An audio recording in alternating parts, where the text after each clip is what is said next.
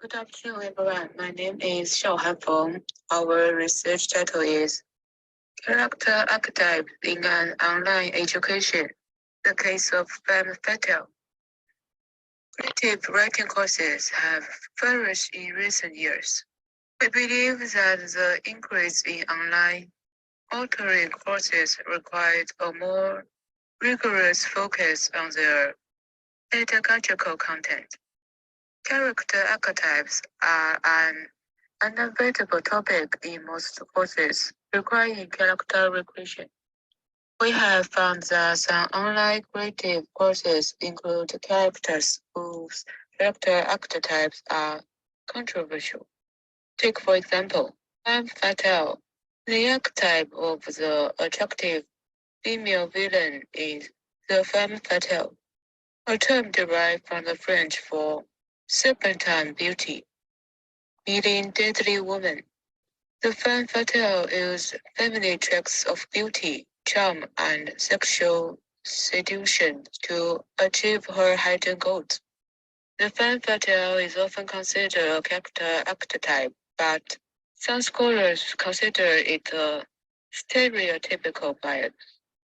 The use of character archetypes and stereotype in creative work is a matter of personal freedom, but it is inappropriate to educationally disseminate content that is still controversial in the academic community.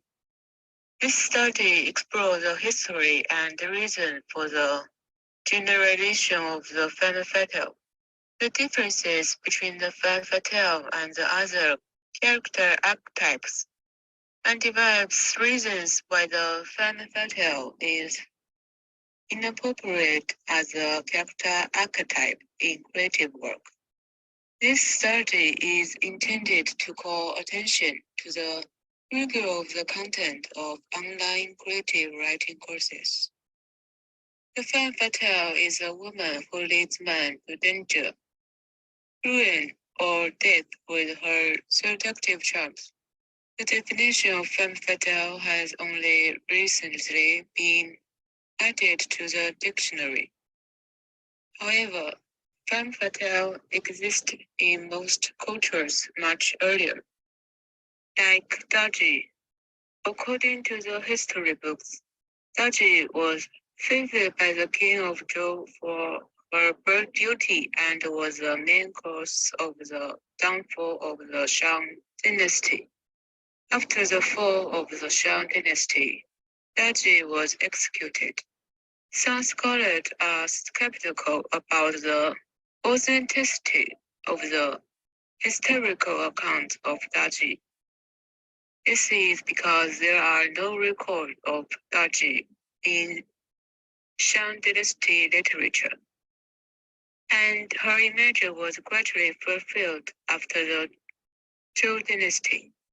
Scholars also believe that Daji is a character that reinforces the bad image of the king of Zhou. Since the criticism of Daji's intervention in politics in the historical text is consistent with the value of the Zhou dynasty, which was against women's participation in politics. Morgan Le Fay, a powerful witch in Arthurian legend. Her character in earlier Arthurian literature is not described in detail, but she usually appeared as a magical savior, protector, and healer. In medieval romance novels, Morgan is usually portrayed as a beautiful and seductive woman. In later works, she attempted to take King Arthur's place through magic and intrigue, including manipulating men. Although the term femme fatale was first used in the 19th century, scholars such as Scott, Rebecca, and others argue that femme fatale did not appear until the 19th century. The image has appeared in a variety of media throughout the ages, For example, in the case of Renaissance theater, The Changeling, 1622, Autumn of Faversham, 1592, and The Maid Tragedy, 1619, for poetry in the Romantic period. The English poet John Keats wrote La Bella Dame sans Merci in 1890. La Bella Dame sans Merci inspired many artists, including Frank Dixie and John William Waterhouse, who created many 19th century portraits on the theme of femme fatales. Among them, John William Waterhouse's 1896 painting Peerless and The Fairies is one of the masterpieces of oil portraiture on the theme of femme fatale. In the case of films from the first half of 20th century, most noir crime contains images of femme fatales. For example, The Maltese Falcon, 1941, The Woman from Shanghai, 1947, The Paladin Incident, 1947, and Please Kill Me, 1947. Please Kill Me is the story of a lawyer who, with the acquittal of a woman accused of murder, discovers that she committed the murder and manipulates him, devises a plan to bring her to justice. Although the fate of Femme Fatale in this work is not identical, there are strong similarities in the ideological foundation upon which they are built. They are presented as archetypes, beings who seduce or manipulate men in their feminine forms, leading them and those around them to disaster. And in most cases, they will eventually punished. With a general understanding of femme fatale in various cultures and medias, two questions arrive for the researchers. 1. Why do femme fatales exist in different cultures? 2. Why the number of femme fatale characters increased rapidly in the last 19th and early 20th centuries? Psychological aspect. By comparing Africa and America, Western and Eastern religions, myths and legends, Carl Jung found that there were many common elements and themes. He considers these to be manifestations of the collective subconscious. Sociological aspects. The researchers summarized the embodiment in the works of various femme fatales through the consideration of 1. Femme fatales induce men to make mistakes. For example, Eve seduced Adam to eat the forbidden fruit. 2. A femme fatale who seeks to seize power. For example, Morgan plotted to take over the throne. 3. Femme fatales not conforming to social female norms. For example, Valeria Marcelina has numerous lovers and plotted to murder her husband. From the above, we can say that femme fatale is represented by focusing on men who are dragged into disaster and symbolizes the destruction of the social value and moral code of the patriarchal structure. From a creative aspect, the femme fatale has a salient characteristic. In many cultures, appearances are considered to represent an individual's inner thoughts and actions. For example, an ugly and aging body is a mirror of the distortion of the mind. People subconsciously believe that what is beautiful is good. and when beauty brings disaster, a facility dramatic fascist use. Researchers believe that this is one of the reasons for the purported birth of the femme fatale. Question number 2. Why the number of femme fatale characters increased rapidly in the late 19th and early 20th centuries? First, Maria argues that femme fatale became more prolific during periods of social and cultural upheaval, while Amy Antonio found that femme fatales also increased during the Renaissance, and that they share the same characteristics as 20th century femme fatales.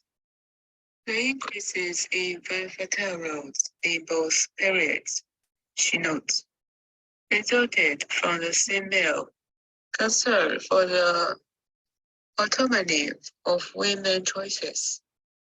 In the late 19th and 20th century, the social paradigm changed again with industrialization and the promotion of gender equality. Scholars believe that the frustration and anxiety these changes caused men contributed to the prevalence of femme fatale in war crime. It is a general view of scholars that the cultural construction of the femme fatale is based on a male preoccupation with a female. This was especially true as women's rights developed and women became more active in the cultural and business world. In other words, an anxiety about women's existence as powerful subjects led to the construction of the femme fatale as a malevolent other. The femme fatale is at odds with traditional patriarchal social values, where to defend that warm against patriarchal power.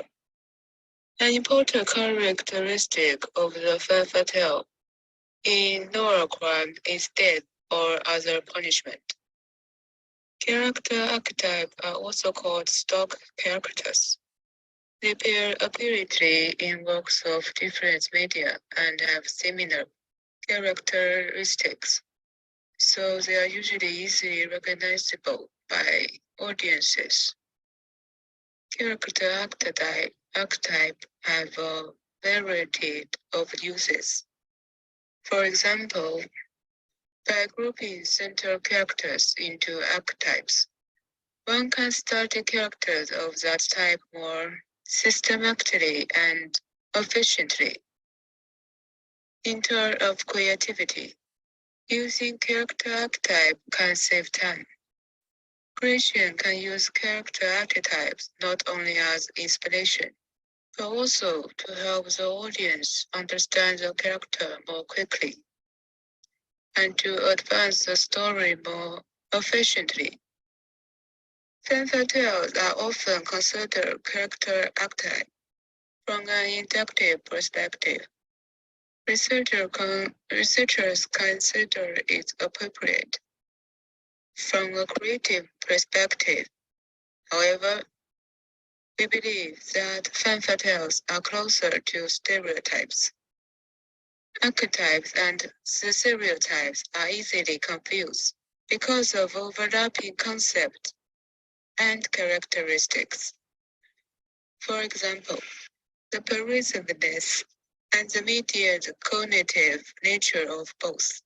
Several studies have demonstrated that characters in artworks have a significant impact on people's perception of gender relations, race, and cultural communities.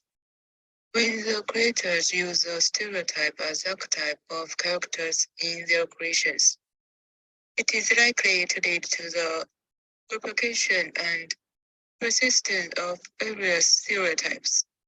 Scholars have summarized some of the differences between archetype and stereotypes. Stereotypical characters are still and predictable.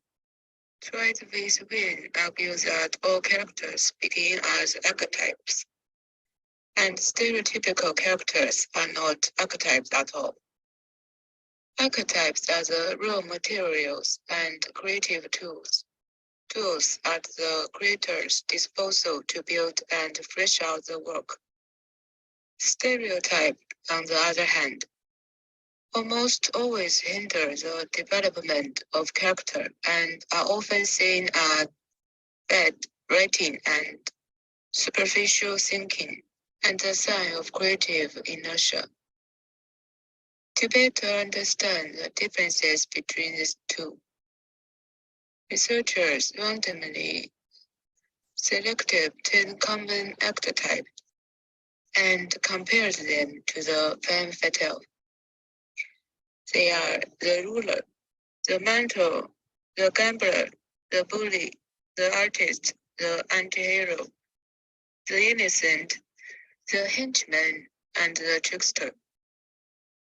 There are some crucial differences from the Femme Fatale. First, none of the above archetypes are defined by gender, whereas the Femme Fatale is defined as female. Second, another characteristic of the Femme Fatale is an attractive appearance, but none of the above archetypes make any special demands on appearance. For example, the trickster is an archetype that appears in the mythology of various cultures. They take pleasure in jokingly breaking rules and challenging traditional behavior. In contrast to the Femme Fatale, whose gender and appearance are fixed, trickster often exhibit gender and appearance diversity. In Norwegian mythology, Loki, the son of Laufey, once transformed into a male and gave birth to an 8-legged horse. In the course of our research, we also discover the archetypes of the seducer or seductress, which is defined as a character who steals others to achieve his or her own end and give them what they want. The Femme Fatale fits this definition. At the same time, the seducer does not question gender or appearance. Unlike the Femme Fatale, the seducer's enticement may or may not be sexual. Thus, there is room for character development without trying the character too tightly. Therefore, we believe the seducer is best substitute of the Femme Fatale as an archetype in creation. Typical seducers include Mephistophelian from Goethe's Faust, Don Juan, and Circe. The birth and early spread of the Femme Fatale was a manifestation of misogyny in a patriarchal society. Their cultural construction was based on men's preoccupation with women, and their increase was a result of anxiety about the shifting value of traditional patriarchal society. This preoccupation and anxiety lead to the construction of the Femme Fatale as a benevolent other. Femme Fatale have become more complex in character as history has progressed. But early on, and for a long time, Femme Fatale were inseparable from misogyny, prejudice, and stereotypes. This is reflected in the statement of the author of Catwoman. A prime example of the Femme Fatale. To summarize this research, there are 3 reasons why the Femme Fatale is inappropriate as a character archetype in a creative context. 1. We compared the Femme Fatale with other character archetypes. The results showed that most archetypes are not gender or appearance specific like the Femme Fatale. Number 2. The Femme Fatale can be replaced by the seducer or seductress. The birth and early generalization of Femme Fatale is a manifestation of misogyny in patriarchal societies. And for a long time, the Femme Fatale was inseparable from the prejudices and stereotypes about gender. In sum, Femme Fatale is not an appropriate archetype in a creative context, while the use of character archetype and stereotype in creative work is a matter of personal freedom. It is inappropriate to disseminate in education content that is still controversial in the academic community, especially when that content is not explicitly labeled as controversial. We will continue to focus on controversial content in online creative writing courses, and will continue to call attention to the review of online educational content. Thank you for listening.